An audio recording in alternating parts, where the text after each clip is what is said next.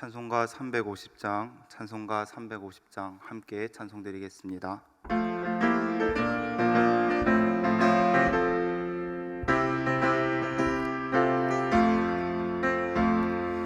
우리들이 싸울 것은 혈기 아니요, 우리들이 싸울 것은 육체 아니요.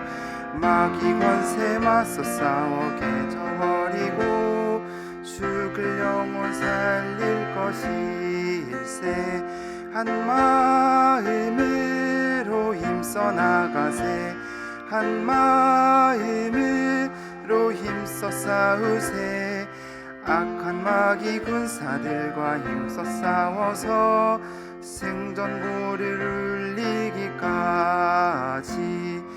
우리들이 입은 갑옷새가 아니요, 우리들이 가진 검은 강철 아니요. 하나님께 받아가진 거룩하신 말씀이로다. 한 마음으로 힘써 나가세, 한 마음으로 힘써 싸우세. 악한 마귀 군사들과 힘써 싸워서 승전고를 울리기까지. 악한 마귀 제 아무리 강할지라도 우리들의 대장 예수 앞서가시니 주저 말고 용감하게 힘써 싸우세. 최후 승리 얻을 때까지. 한 마음으로 힘써 나가세, 한 마음으로 힘써 싸우세. 악한 마귀 군사들과 힘써 싸워서 승전고를 울리기까지. 죄악 중에 빠진 사람 죄를 뉘우쳐 십자가에 달린 예수 믿기만 하면 한데 빠진 영혼 구원 얻어서 천국 백성 될 것임일세. 한 마음으로 힘써 나가세, 한 마음으로 힘써 싸우세. 악한 마귀 군사들과 힘써 싸워서 승전고를 울리기까지. 함께 두 가지 기도 제목을 가지고 기도하기를 원합니다. 내일 있을 주인 목장 연합 예배를 위해서 기도하기를 원합니다. 우리의 영혼을 강건케 하는 것은 주의 말씀인 줄로 압니다. 내일 선포되는 말씀의 빛이 우리의 어두운 마음을 밝혀주시고 하나님께 소망을 두는 복된 자리가 되게 하여 주시옵소서. 특별히 내일 말씀 전하시는 담임 목사님 가운데 함께 하셔서 하나님의 말씀을 대언하실 때 담대한 마음 가운데 진리의 말씀을 선포하게 하시고 그 말씀으로 말미암아 은혜의 깊은 세계에 잠기는 시간이 되게 하여 주시옵소서. 특별히 오늘 있을 새가족 환영회를 위해서 기도하길 원합니다. 그리스도 안에서 한 가족이 되어 서로 축하하고 축복하는 날입니다. 풍성한 교제를 누리게 하시고 그 안에서 천국을 맛보고 누리는 복된 시간이 될 수 있도록 하나님 그 시간 가운데 함께하여 주시옵소서라고 이 두 가지 기도 제목을 가지고 함께 합심하여 기도하겠습니다. 사랑과 은혜가 충만하신 하나님 아버지, 오늘도 우리를 이 아침 우리의 영혼을 깨워주셔서 주의 말씀을 듣고 또한 주께 기도드리고 주께 찬양하고 주의 말씀을 듣는 시간을 허락하시니 감사를 드립니다. 하나님, 오늘 이 시간 내일 있을 주일 목장 연합 예배를 위해서 기도하길 원합니다. 우리의 어두운 마음과 우리의 죄악된 본성을 주님께 끝게 하고 우리의 그 어두운 마음을 밝히는 것은 오직 주의 말씀이오니 하나님, 내일 주의 말씀이 선포되게 하시고 주님 그의 말씀으로 말미암아 우리의 어두운 마음이 다시금 밝게 빛으로 말미암아 회복되는 역사가 일어나게 하여 주시옵소서. 또한 내일 말씀 전하시는 담임 목사님 가운데 함께하여 주셔서 하나님의 말씀을 대언하실 때 담대한 마음 가운데 진리의 말씀을 선포하게 하시고 그 진리의 말씀이 우리의 영혼을 다시금 소생하게 하여 온전히 하나님을 바라보고 하나님을 주목함으로 말미암아 회복되는 역사, 치유의 역사가 일어나게 하여 주시옵소서. 또한 하나님께 소망을 품으며 하나님께로 달려가는 시간이 되게 하여 주시옵소서. 오늘 있을 새가족 환영회를 위해서 기도합니다. 그리스도 안에서 한 가족이 되어 서로 축하하고 축복하는 날입니다. 하나님, 풍성한 교제를 누리게 하시고 그 안에서 천국을 맛보고 누리는 복된 시간이 되게 하여 주시옵소서. 주님, 하나님께서 오늘 그 모든 시간 가운데 선하게 인도하여 주셔서 풍성한 교제, 풍성한 나눔이 있는 복된 시간이 될 수 있도록 주님 함께하여 주시옵소서.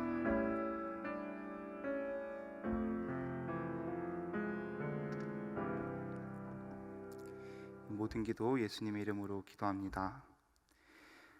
함께 말씀 읽겠습니다. 오늘 본문은 갈라디아서 5장 13절에서 26절까지 말씀입니다. 갈라디아서 5장 13절에서 26절까지 말씀입니다.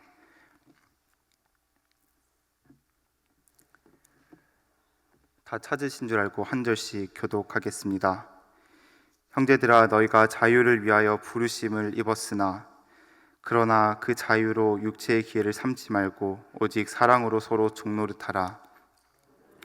내 이웃 사랑하기를 내 자신같이 하라 하신 한 말씀에서 이루어졌나니 만일 서로 물고 먹으면 피차 멸망할까 조심하라. 내가 이르노니 너희는 성령을 따라 행하라. 그리하면 육체의 욕심을 이루지 아니하리라. 육체의 소욕은 성령을 거스르고 성령은 육체를 거스르나니 이 둘이 서로 대적하므로 너희가 원하는 것을 하지 못하게 하려 함이니라. 너희가 만일 성령의 인도하시는 육체의 일은 분명하니 곧 음행과 더러운 것과 호색과 우상 숭배와 주술과 원수 맺는 것과 분쟁과 시기와 분냄과 당짓는 것과 분열함과 이단과 투기와 술취함과 방탕함과 또 그와 같은 것들이라. 전에 너희에게 경계한 것 같이 경계하노니 이런 일을 하는 자들은 하나님의 나라를 유업으로 받지 못할 것이요 오직 성령의 열매는 사랑과 희락과 화평과 오래 참음과 자비와 양선과 충성과 온유와 절제니 이 같은 것을 금지할 법이 없느니라.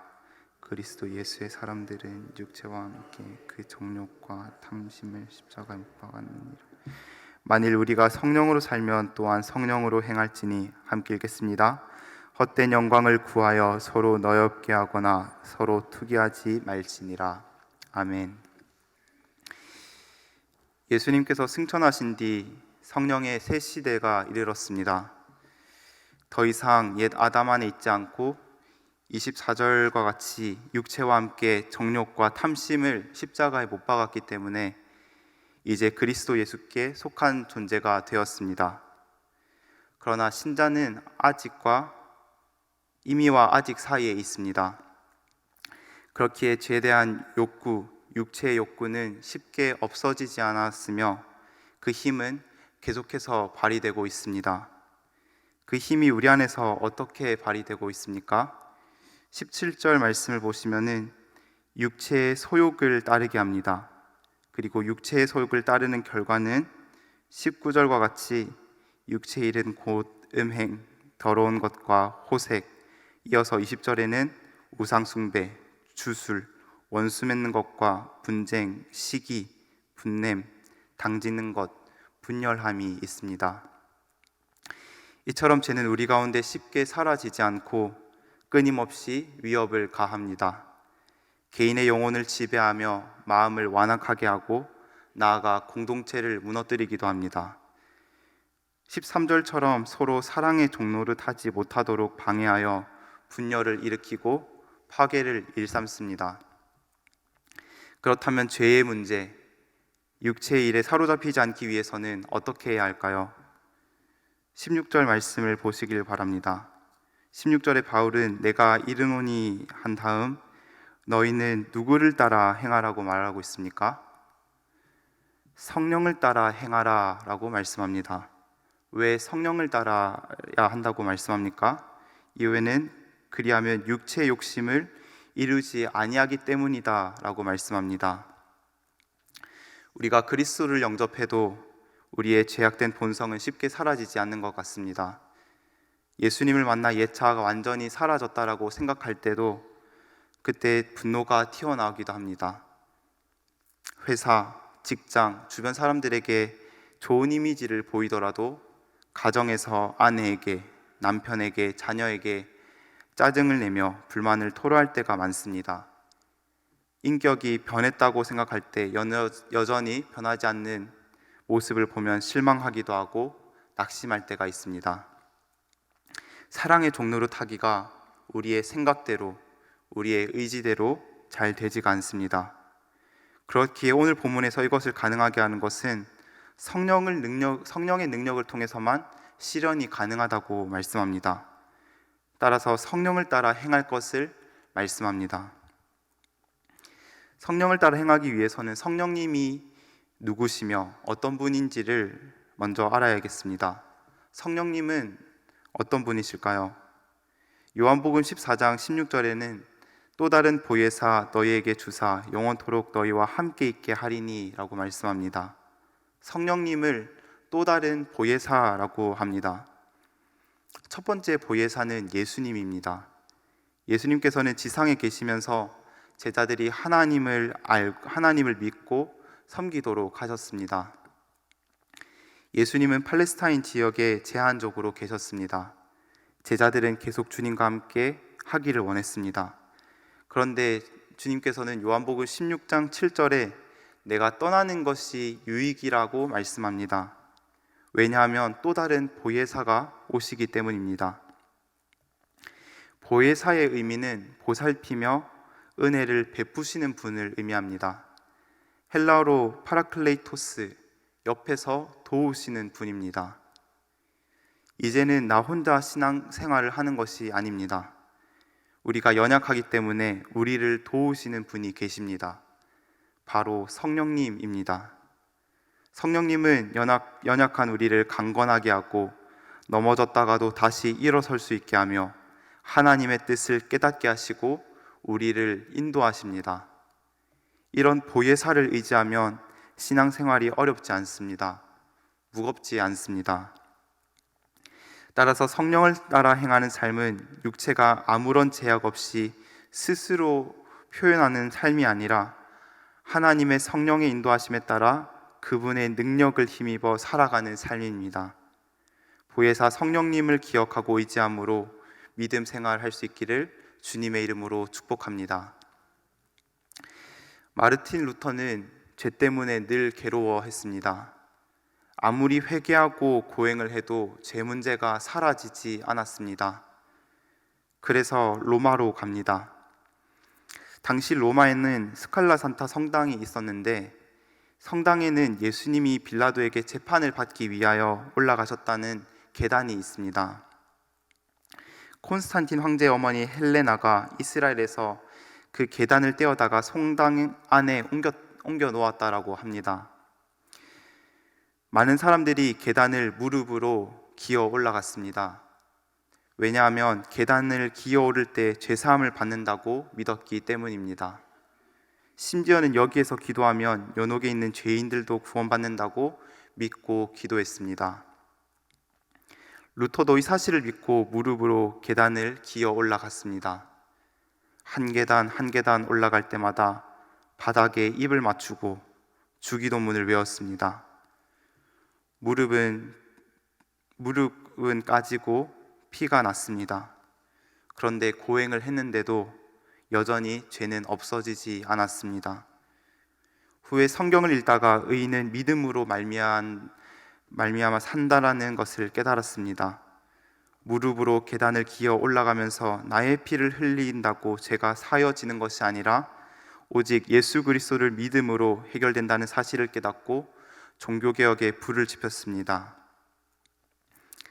아무리 선행을 하고 고행을 하고 교회를 열심히 다녀도 예수님을 구원자로 믿고 마음속에 영접하지 못하면 성령을 받지 못합니다. 예수님을 구원자로 믿는다면 성령님은 믿는 자의 마음 안에 계시고 그때부터 우리는 혼자가 아닙니다. 하나님의 자녀가 되었으므로 우리는 더 이상 고아가 아닙니다.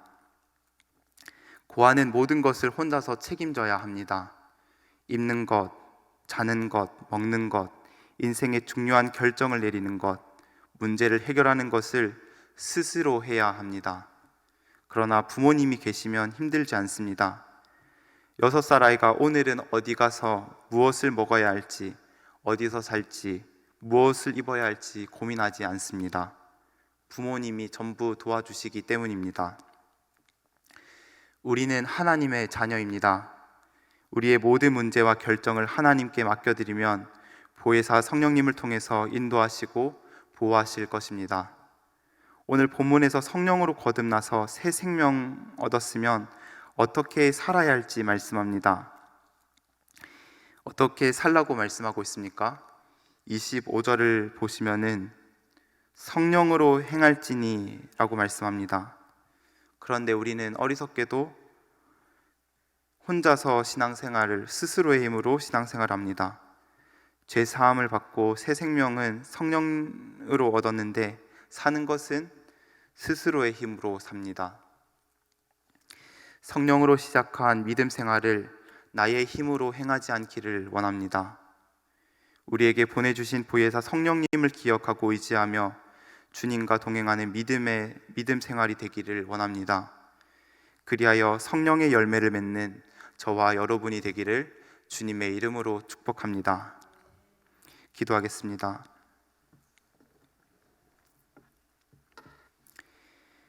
우리의 연약함을 아시고 보혜사 성령님을 보내주셔서 진리 가운데 거하게 하신 주님, 우리를 포기하지 않으시고 날마다 주님께로 돌아오게 하셔서 주님의 품에 거할 수 있는 은혜를 허락하여 주심에 감사를 드립니다.